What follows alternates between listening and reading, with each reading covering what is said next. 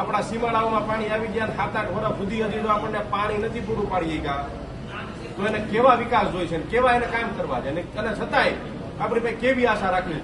એને તો અહીંથી બહુ જંગી બહુમતીની જંગી લીડું મળી હોય તો જ અહીં કામ કરવામાં એ લોકો ઈચ્છે છે. તો એનો મતલબ એવો કે આપણે એના ગુલામ થઈ ગયા છીએ. એને મત ન મળે ને છતાંય આપણે એટલા માટે કામ કરવું પડે કેમ કે આપણા ટેક્સના પૈસા એ રાજ કરે છે ને આપણા ટેક્સના પૈસા એ કામ કરે છે. ક્યાંય કોઈના બાપુજીની જાગીર નથી, ક્યાંય કોઈની પેઢી નથી કે એના ઘરના ખીચામાં આપણને પૈસા આપે. 1 લીટર ડીઝલ 35 રૂપિયામાં આવે છે અને આપણા 55 રૂપિયા આપણે આપણા સરકારમાં જમા કરાવીએ છીએ. એ 55 રૂપિયા ડીઝલના, પાર્લેજીના બિસ્કીટના રૂપિયા, ઘઉંના રૂપિયા, લોટના રૂપિયા, એક વસ્તુ જેટલી જીવનમાં જેટલી વસ્તુઓ કપડા પહેર્યા છે આની ઉપર ટેક્સ છે.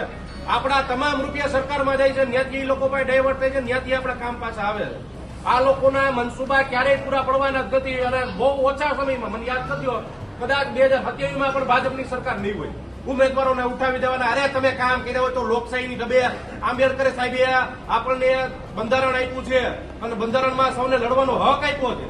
તો તમે લોકશાહીની રીતે લડો ને. તમે અસલ પ્રજાના કામ કર્યા હોય, તમારી માએ હવા ઉઠ શેર ખાઈને તમને જડ્યા હોય, અસલ કામ કર્યા હોય તો ખેલગીરીથી કામ કર્યા હોય, મત માંગવા આવો ને.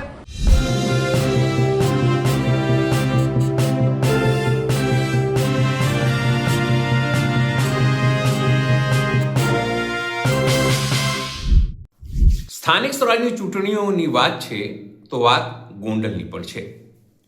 ગોંડલમાં આમ આદમી પાર્ટીના નેતાઓ, સ્થાનિક આગેવાનો, સ્થાનિક કાર્યકર્તાઓ પ્રચાર કરી રહ્યા છે. તે સ્પષ્ટપણે કહી રહ્યા છે કે કુંવરજી બાવળિયા, જેમની જવાબદારી હતી જે તે વિસ્તારમાં પાણી લાવવાની, તેમણે વાયદો કર્યો હતો. તેમણે ચૂંટણી ઢંઢેરામાં લખ્યું હતું કે તમામ વસ્તુઓ કરીશું, પણ હજુ સુધી કંઈ થયું નથી. સ્પષ્ટપણે તેમણે કીધું કે ભારતીય જનતા પાર્ટી, અને એમણે ત્યાં સુધી કીધું કે જો એ તમામ નેતાઓની માએ 1.25 શેર સૂંઠ ખાધી હોય તો આવી જાય આમને સામને. શું કરવા ષડયંત્રો કરે છે? અને લોકોને એ વાત પણ કહી કે જે પણ કામો થાય છે તે કામો એ સરકાર અહેસાન નથી કરતી, ટેક્સના નાણાં જે આપણે આપીએ છીએ એમાંથી જ બને છે. ખૂબ આકરા પ્રહારો આમ આદમી પાર્ટીના લોકો સૌરાષ્ટ્રમાં ભાજપ ઉપર કરી રહ્યા છે. નમસ્કાર, હું છું ચિંતામણી પુત્ર અનિલ પટેલ. સ્વાગત છે આપનું આ કાર્યક્રમમાં. આવો સાંભળીએ જે રીતે સામાન્ય લોકો વચ્ચે આમ આદમી પાર્ટીના નેતાઓ બોલી રહ્યા છે, વાત કરી રહ્યા છે, તેમની વાતો ઉપર વિશ્વાસ આવે તેના માટે તર્કો આપી રહ્યા છે. આવો સાંભળીએ આમ આદમી પાર્ટીના નેતાઓ શું કહી રહ્યા છે. અમે અત્યારે સત્તામાં નથી, જે સત્તામાં હોય ને એની પાસે આ રજૂઆત કરવાની હોય. અમે સત્તામાં આવશે ને એટલે હું વચન આપું છું, આ જીતે ને 6 મહિનામાં તમારે શેરી નહીં હોય તો કરવા લઈ આવો. અને શેરી એવી બનાવશું, ગામમાં કોઈ દી કોઈ શેરી ન બનાવી હોય, હવેલીના ચોકથી ઢાળિયા સુધી હા જ્યાં સુધી જાય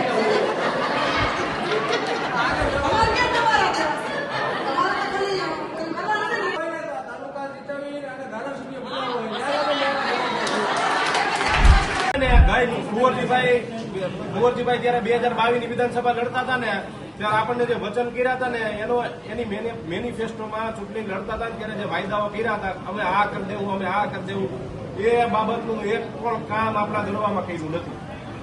પાણી આવશે, નર્મદાનું પાણી આવશે, નર્મદાનું પીવાનું પાણી આવશે. આપણા હજી સેલા એવા દેવા કોરા પીડા છે. આપણે ક્યાંય કેનાલું નથી, આપણે ક્યાંય સેલા પાણી નથી, આપણે ક્યાંય કોઈને કુવા તળ હાજા નથી. 2017 ની યોજના છે, સૌની યોજનાની રૂપાણી સાહેબ મુખ્યમંત્રી બન્યા હતા ત્યારની.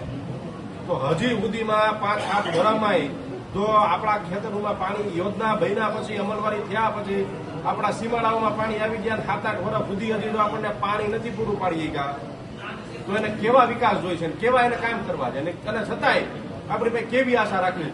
ખાતમુહૂર્ત કરવા આવ્યા હતા, આમાં અમુક ભાઈઓ હાજર હતા, એમને પૂછજો.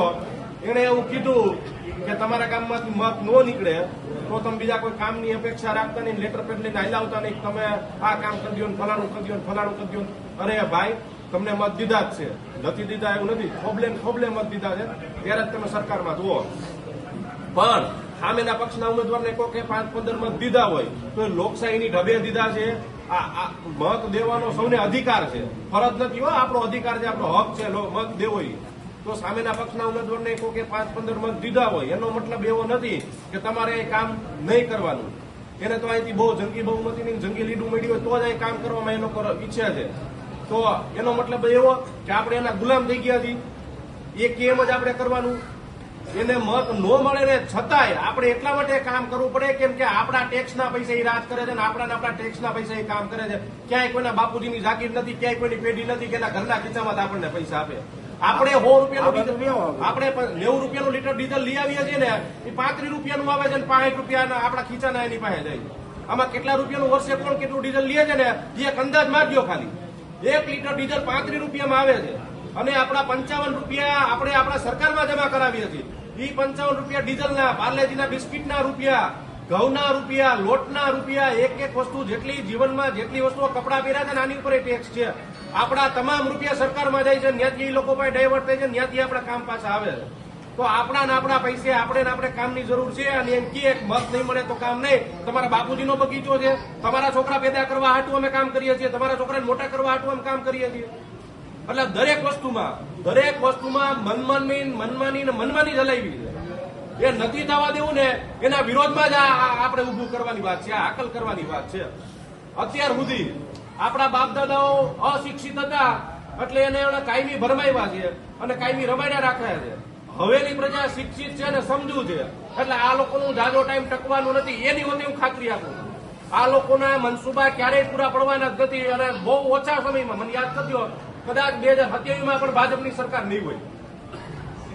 એટલા માટે આ લોકો અત્યારે છે ને હાવ તોડજોડની નીતિ અપનાવી દીધી છે. ઉમેદવારોને ઉઠાવી દેવાના. અરે તમે કામ કર્યા હોય તો લોકશાહીની ઢબે આંબેડકર સાહેબે આપણને બંધારણ આપ્યું છે અને બંધારણમાં સૌને લડવાનો હક આપ્યો છે. તો તમે લોકશાહીની રીતે લડો ને. તમે અસલ પ્રજાના કામ કર્યા હોય, તમારી માએ હવા હૂટ શેર ખાઈને તમને જડ્યા હોય, અસલ કામ કર્યા હોય તો ખેલદિલીથી કામ કર્યા હોય, મત માંગવા આવો ને તમે કોકના ફોર્મ ખેંચવા માટે, કોકને નહીં લડવા દેવા માટે આવી કૂટનીતિની રાજનીતિ શું કામ કરો છો તમે? એટલે ખાસ યાદ રાખજો, જો આ વખતે આપણે સફળ નહીં થયા ને તો દળવાની માલિકોથી 20 વર્ષ સુધી આ લોકોની સામે કોઈ ઉભું થવા માટે કોઈ હિંમત નથી કરવાની. અને એના એ પછી જે બનશે ને, બરાબર, જે પછી જે બનવાનું છે, હાવ રોલમ રોલ જે હાલવાનું છે ને એનો ભોગ તમામને બનવાનું છે. મારી સાથે તમામને એનો ભોગ બનવાનું. એટલે ખાસ ફરીને એક વિનંતી કરું છું અને 2 હાથ જોડીને વિનંતી કરું છું કે એક વખત એક મોકો આમ આદમી પાર્ટીને આપજો, ઝાડુના નિશાન ઉપર બટન દબાવજો. પછી જો કામ ન થાય ને તો હું તમને કહું છું તમારો ગુલામ તમારે એક વખત તમે વિશ્વાસ કરજો. કામ ન થાય તો તમે કહો ને એ પ્રકારે તમારી હારે જૂતવા માટે હું તૈયાર છું. અને એક વખત ચૂંટણી ખડાઈ નાખીને તો થઈ રહ્યું છે ને કામ કેમ ન આપે? એના બાપનો બગીચો છે, ન આપે. એના બાપના પૈસાની ગ્રાન્ટો આવે છે. શું કઈ સર્વે સર્વા છે કોઈ નહીં. બંધારણ પ્રમાણે જ હાલવાનું છે, બંધારણ પ્રમાણે જ હલાવશું. કાયદા કાનૂન જાણીએ છીએ, શિક્ષણ પ્રાપ્ત કરીને આવ્યા છે, અંગૂઠા છાપ નથી. કેમ કામ ન આપે એનું કારણ માગશું, કેમ કામ થાય ને એનું કારણ આપશું. એટલે ખેલદિલીથી લડીશું, ખેલદિલીથી જીતીશું અને ખેલદિલીથી કામ કરીશું. આ જવાબદારી.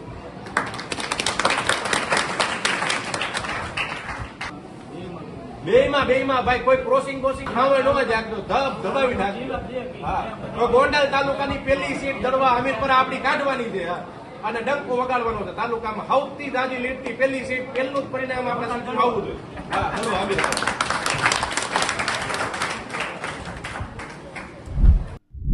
જે રીતે કુંવરજીભાઈ વિરુદ્ધ ત્યાં અભિયાન ચાલી રહ્યું છે, ભાજપ વિરુદ્ધ અભિયાન ચાલી રહ્યું છે, ભાજપ વિરુદ્ધના પ્રચાર થઈ રહ્યું છે, તેને લઈને આપ શું વિચારો છો? જરૂરથી અમારા કોમેન્ટ બોક્સમાં કોમેન્ટ કરજો. સિવાય અમારી યુટ્યુબ ચેનલ લાઈક કરો, સબસ્ક્રાઇબ કરો, બેલ આઇકન દબાવો. સાથે અમારી વેબસાઇટ છે www.gujaratpress.in. ત્યાં પણ જઈને તમે વધુ અપડેટ થઈ શકો છો. અત્યાર માટે બસ આટલું જ. નમસ્કાર.